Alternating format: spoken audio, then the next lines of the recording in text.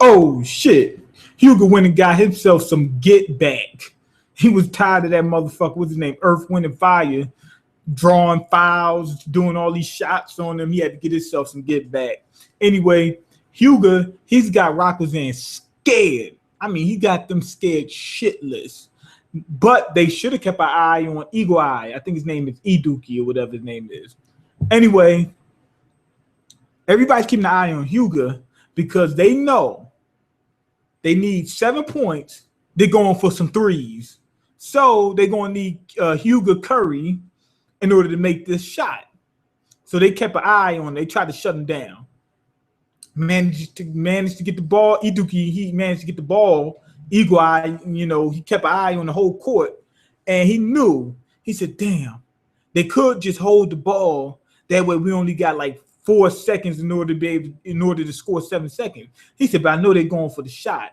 Why? Because if we go for the shot, first off, they kind of arrogant. That's how he feels. That's first. Second, if we make the shot, they're not coming back. I don't care how strong they're not coming back. They're not getting up and down the court in 5 seconds to score 10 points. What? No, 9 points. It ain't happening. It's just not even happening. Midorima can't even do that. Shooting threes from all the way on the other side of the court. He can't do that. So that's probably how they felt. Iduki, he used his damn Eagle Eye, was able to sense the whole court, basically turned into Akashi for a second. You seen his eyes glowing and whatnot. He's keeping track. He says, oh, I know, I see when they're going for it. And he just kept calm. Everybody else is like trying to that type of thing. They all hustling. So I'm guessing they didn't keep track of Iduki as much as they should have. Got the ball, got the steal, passed it off to Hugo. They said his pass was so good, he put it right where he needed it to. And that does make a difference. I know what you're saying. As long as I get the ball, I can shoot. No. If you get the ball and you're off balance, you catch it way back here, you got to shoot and whatnot. That causes time. You're off balance. You got to get yourself back in balance. You got to all that stuff. But if you get the pass right where you need it, you can go right into your shot. You don't have to flinch or nothing. You just go right into your shot.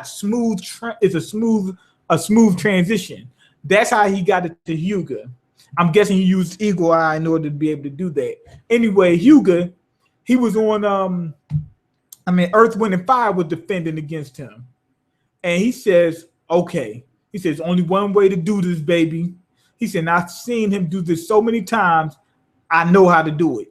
And he pulled off Earth, Wind, and Fire's trick, got the damn points, and drew the foul. Now, I wish he would have just took the foul shot. But the other way was fun too, because it helped with Tepe. If he'd have took the foul shot, draw, and go in overtime or whatever.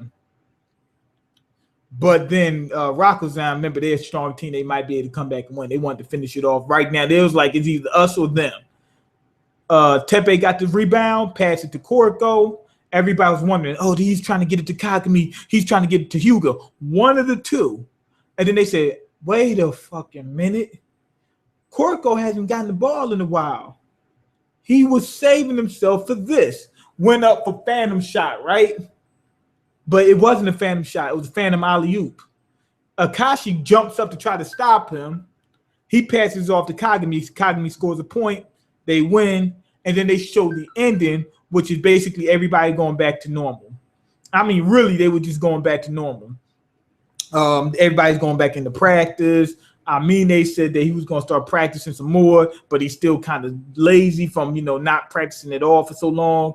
But I think eventually he's going to get it together. Everybody else is just trying to soup their team up in order to be able to play against Sarian, later on, especially probably Akashi. I say especially Akashi. Midorima is on top of his game. Kisei really is going hard. That's pretty much it. People are shipping out. People are going to college. People are this, that, yada, yada, yada. Ended kind of like mundane. One thing I'm going to say these things I didn't like about the episode. I'm going to go ahead and tell you. I'm giving it a 4.5. It was good. But here's what I didn't like about the episode, but it's more things that they should have done, that I think they could have done, Not should have done, but could have done. Kuroko taking the shot. I would have loved to see him shit on Akashi for once. I would have loved that. And for him to score a game-winning point for the biggest game, and he's one of the Generation of Miracles, and he's the main protagonist for this story. I think they could have gave that to him. I know what they said earlier. They're trying to say, okay, he comes into the series as the Phantom, and they want to make him leave as the Phantom. But here's the thing. Here's the big but. And they were making that parallel, and they were trying to say that Kagami's the light of the team or whatever, and they kept that. I can understand it. and I can go with that. But here's what I'm trying to say. He only scored one game-winning shot. One. He only scored one. It was only one time. Not only that, he was able to get himself back into his Phantom shape before the game even ended. So he could do it again, and he would have longer to do it anyway. And like I said, they could have gave Kuroko a little bit more. We've seen Kagami do this stuff plenty of times. I would have liked if they would have done it with Kuroko, although what they did wasn't bad. Next thing is, damn, what was I getting ready to say? Oops.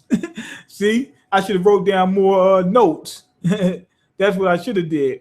But next thing is, in the previous episode, we seen him in Zone 2 or True Zone, whatever you want to call it. And you seen the visuals, these motherfuckers doing stuff. I mean, you seen them synchronizing. They only did it for 2 plays. Now, in this episode, it's gone. What the fuck? Why didn't they keep that going? To me, that didn't make any sense. We coming off a True Zone. Kagami's he's passing it off to his teammates. They know where to put it. They know what he's getting ready to do. And they cut all that off. The visuals went down. Zone 2 went down. Nobody's in the zone. Why did you not keep the excitement there? It was still fun, but the excitement wasn't as much as it was in the previous episode or the episode before. A little bit more. The connection all jacked up. Keep that going. Did you not keep the excitement in it? Okay, I've been off for a good minute. I see it now. The heck went wrong. But anyway, they didn't keep the excitement going. I got to go through all the stuff I already went through again, and I got to do some editing, post upload.